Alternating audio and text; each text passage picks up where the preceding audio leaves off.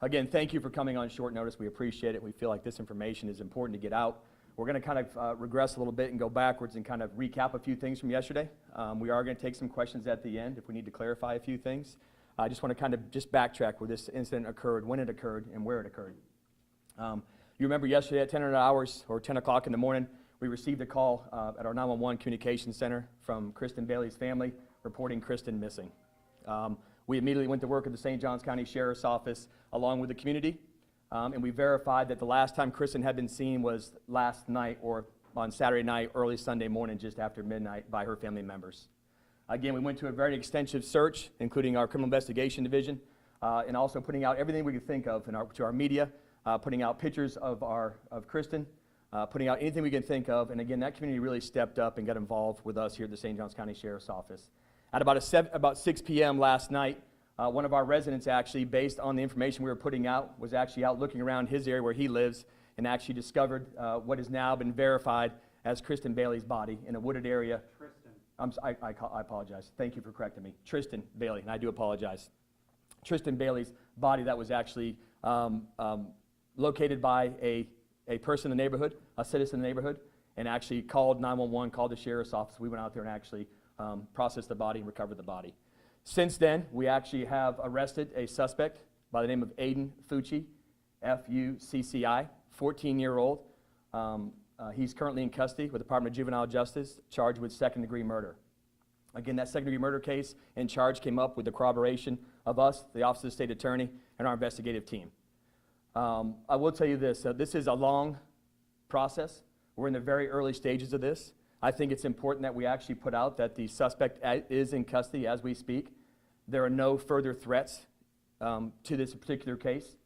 And with that being said, again, this is a time for us to work with Tristyn Bailey's family to make sure that they have all the information way before you have the information. That's how we do business here in the St. Johns County Sheriff's Office. So again, I'll take questions here.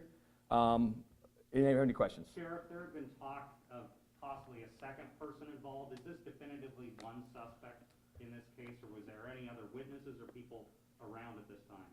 That's a great question, but there's lots of witnesses. Again, we're in the very early stages. We're less than 24 hours into this entire case, a little bit over that as far as when it was actually reported. So that being said, our investigative team is out there interviewing all kinds of witnesses, whether it's indirectly or directly involved in this case. But as I told you before, we have a suspect in custody. That is the only suspect that has to do with the death of Tristyn. Any known relationship between the victim and the suspect? As you know, they're both attending the same school, or both attended the same school, which we'll talk about here in a minute, which is Patriot Oak School, which you know very well. I'm not going to say they were classmates. We have not verified that. Again, trying to give respect to the school as they go through their grieving process as well. Did social media play a role? There's a Snapchat of Aiden, it's believed to be Aiden in the back of a squad car with a peace sign up saying, "Where's Tristyn?" Is that something that you guys are aware of? Sure, absolutely. I will tell you this, our real-time intelligence center really have captured all these videos as much as we can. We monitor it, and unfortunately with some of these things that are actually, maybe you think is detrimental to the case, actually help us in the case and actually don't actually hurt the case, because we're collecting this media, we're collecting this real time. Again, and people have rights until they're charged with a crime. I think you all know that in this room. We heard she was in a cheer outfit. Can you say where and how she was found? Again, this is the very early stages of this. The family would get that information first. As I told you before, it was in a wooded area. She was clothed, as my investigative team will tell you. But as far as what she actually had on and stuff, physically the investigator process with the medical examiner's office is going on as we speak, and we're going to let them finish that process and make sure the family is informed of any findings first. Did you have conversations between Aiden and her in the moments leading up to this? You know, how did they link up? There was talk from family that they saw her willingly leaving with him and another boy. Sure. Again, I'm going to just caution all of our listeners out there today that just because it's on social media doesn't mean it's true. Our investigative team is collecting all those leads and processing those leads. And again, once we get the entire package together and her family knows first, then we will share it with you. Again, this was a day that we wanted to share with you that the suspect is under arrest. He's currently in custody with the Department of Juvenile Justice. He is charged with second-degree murder. We want to put our community at ease that we have that suspect in custody. Why second-degree murder? I'm sorry. Yes, ma'am. Second-degree murder? That is actually a decision that was made collectively, like I talked about before, with the state attorney's office, and that's one of those cases too. We can always increase the charge, but as we spoke of this case last night, based on the facts we have, that's given time for our investigative team to continue to build a better and better case. We don't stop this process just because, I'm sorry, I got cut off. We don't stop this process of this case just because the suspect was arrested. This is a long process we have to go through. There's multiple crime scenes involved here, as you know. And with that being said, again, we're going to let our Criminal Investigations Division do their due diligence and take their time and get this case right. Do you give us a cause of death? Can you give us a cause of death?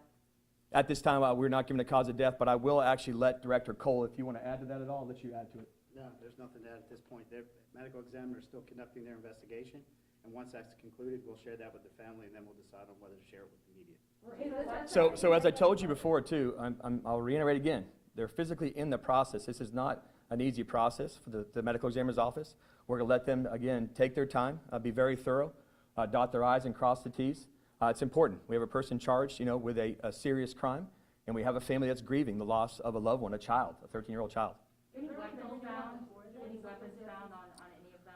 Again, asking about weapons and clothing and stuff, we're in the very early stages. We're just over 24 hours in the beginning of this investigation.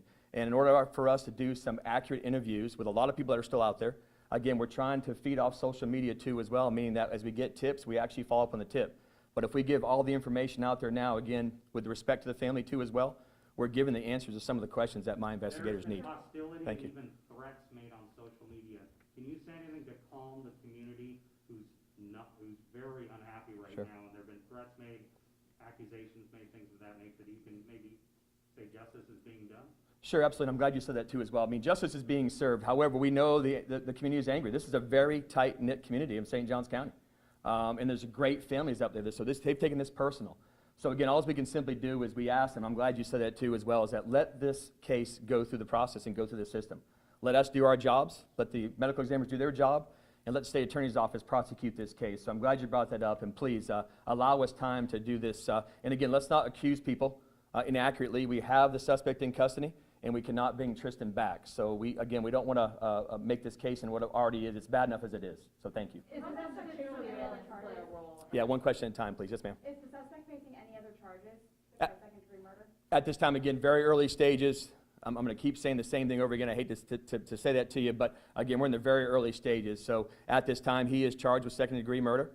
He is in custody, Department of Juvenile Justice. Can we add charges on? Sure, that's a collaborative effort we would do with the Office of the State Attorney. Yes, ma'am.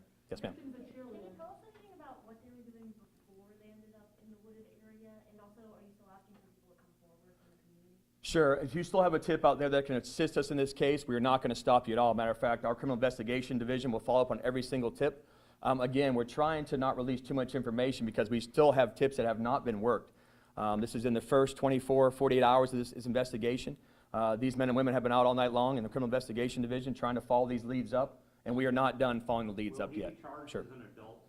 So at this time, that is a decision that was made by the Office of the State Attorney, along with us and the family meeting together. But we believe as of right now, he's being charged with second-degree murder. And again, we'll work with the State Attorney's Office on seeing what they're actually going to do with that charge.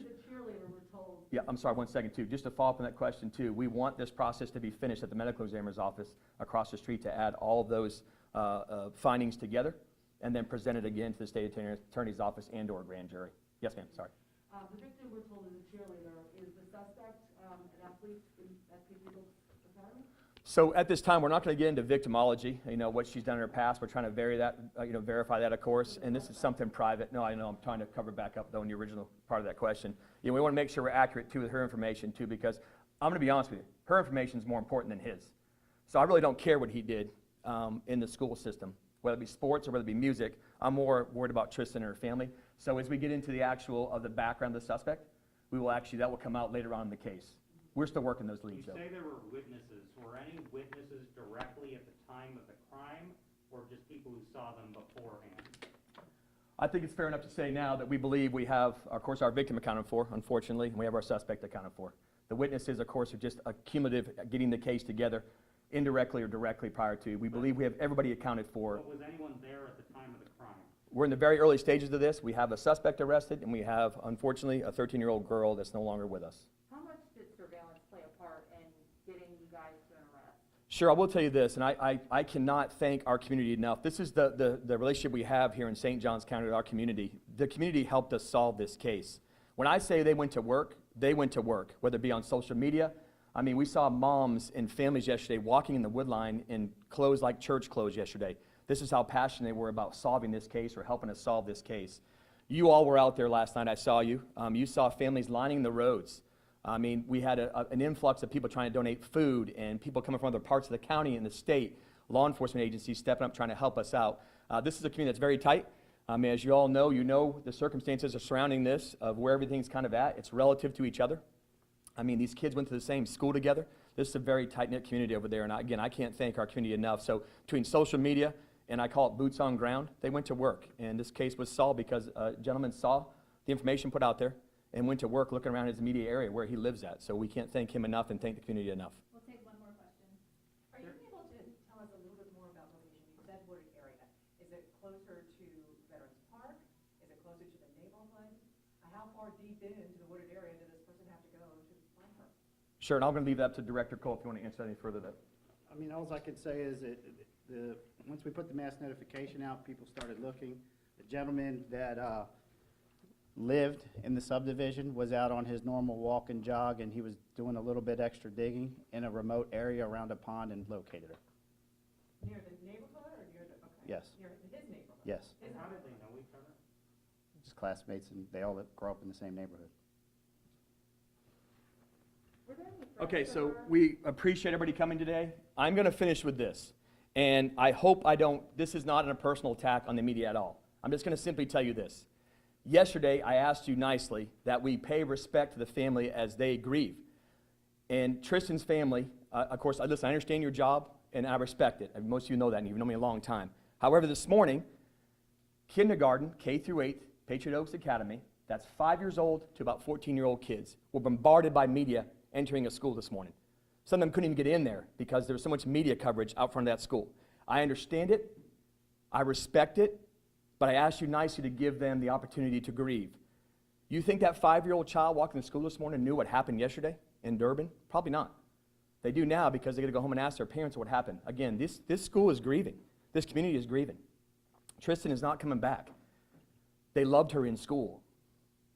And we have a person charged for a murder. So I ask you again. I ask you nicely. I asked you yesterday the same thing. That you give respect to the family. In the school up there, you got a principal who's dealing with a large community of K through 8, parents and kids trying to grieve a murder. Not a missing child anymore, by the way. A murder of a 13-year-old girl, Tristyn Bailey, who's not coming back. So I ask you again, please, give this school some respect so they can get the proper grieving in there for these kids and get them home safe and get them through this week and finish out this school year. Thank you for your time today. We appreciate you. As any other information comes up, you'll be notified immediately. As soon as we leave this press conference today, Parade Pass is going to forward you any information that was put out this morning, including the suspect's name and date and age and where he's currently located. Any other updates will come from Parade Pass. Thank you for your day. Have a good day. Be safe.